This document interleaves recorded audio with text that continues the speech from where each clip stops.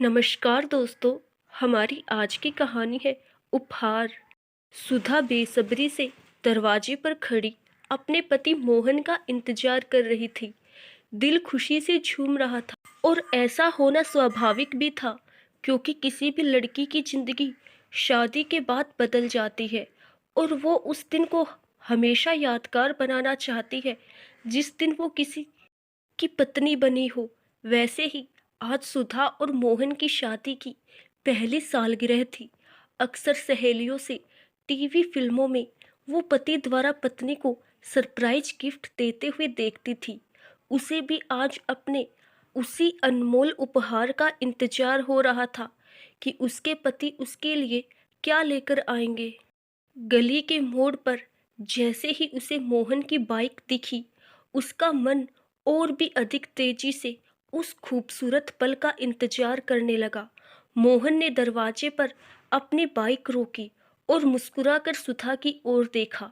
सुधा ने देखा मोहन उसके लिए सचमुच एक पैकेजिंग गिफ्ट लेकर आया है।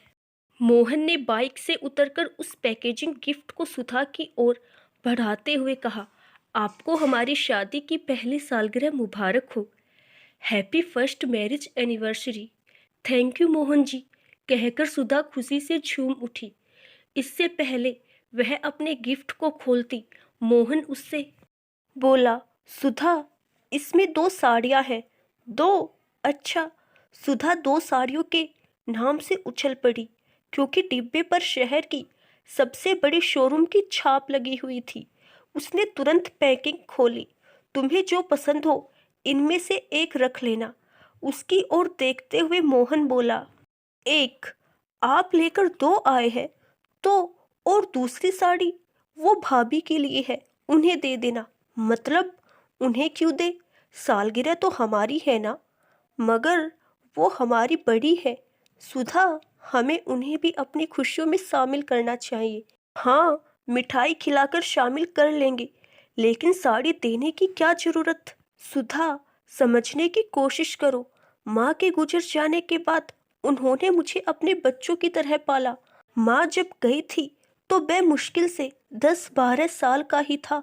उन्होंने उस वक्त अपने आंचल की छाँव में अपने इस बेटे को अपने सीने से लगाकर दुलार दिया। जब उनकी पहली बार गोद भरी, तब भी उन्होंने मुझे अपने बड़े बेटे की तरह स्नेह और ममता दी, बिल्कुल माँ की तरह। माँ होती ही ऐसी है, अपनी खुशियों से ऊपर वो अपने बच्चों की खुशियों को रखती है। आज मैं जो कुछ भी बन पाया हूँ, सब उनकी बदौलत। उन्होंने हर मोड़ पर माँ के जैसे ढाल बनकर मुझे संभाला। तुम्हें भी मेरे अच्छे जीवन साथी के रूप में उन्होंने ही चुना था।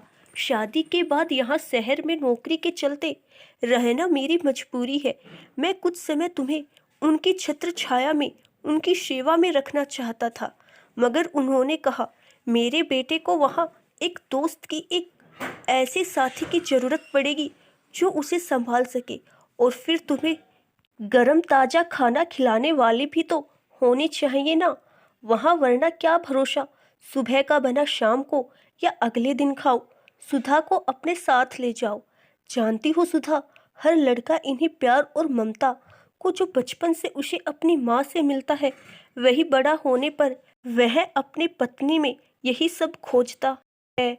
माँ बच्चे के बिना कहे ही उसके मन की समझ जाती है। वो बिल्कुल माँ जैसी ही है सुधा। हाँ, तो वह माँ जैसी है, माँ तो नहीं है ना। जब माँ मान लिया तो माँ ही हुई ना। फिर क्या देवकी मैया और क्या यशोदा मैया। सुधा ने एकटक मोहन की ओर देखा। इससे पहले वह कुछ कहती, मोहन बोल पड़ा, वैसे मैं तुझ पर कोई दबाव नहीं डालूंगा, जैसा तुम्हें अच्छा लगे। चाहो तो ये दोनों तुम ही रख। सुनिए, आप नहा लीजिए, तब तक मैं तैयारियां पूरी कर लेती हूँ। कैसी तैयारियां? मोहन ने हैरानी से पूछा। माँ के पास चलने की। हम अपनी सालगिरह भाभी माँ के साथ गांव में ही मनाएंगे।